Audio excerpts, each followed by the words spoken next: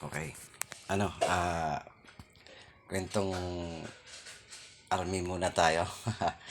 About sa dalawang tribo sa Waray-Waray tapos Ilocano. May isang unit ng army na na-assign sa Samar. Ngayon, yung unit na yan, siyempre, dito na sila sa Samar, mountainous area kasi dito. So, expected na marami talagang mga gulay-gulay. Di ba?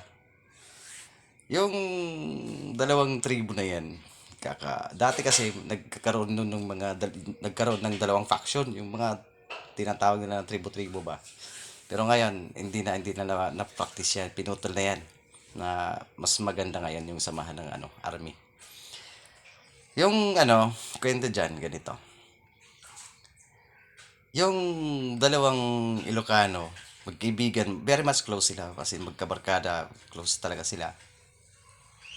Naghanap ng gulay. Naghahanap sila ng mga gulay-gulay, mga dahon-dahon diyan na makakain. Sabi ng isang Ilocano, "Lakay, halika. Tingnan mo, oh. Ang laki ng gabi."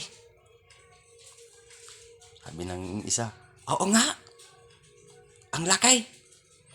Lakay, gulayin natin." Sabi ng isa, "Ang tatamad talaga ng mga waray. Gusto lang hingi, ayaw magluto." Hindi.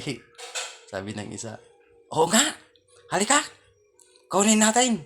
Huwag tayo mamigay sa mga waray. Ang tatamad nila." Ngayon, nakakuha na sila. Niluto nila.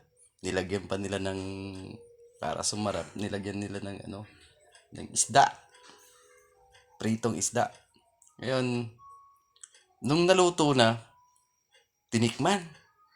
Sabi nung nagtikim, "Lakay, ang katay. Tikman mo nga." Tinikman naman ng isa. "Oo nga, hindi lang makatay. Makatay. Putang ina, na-scam tayo. Lakay, lahat yan, ipamigay mo na lang sa mga waray."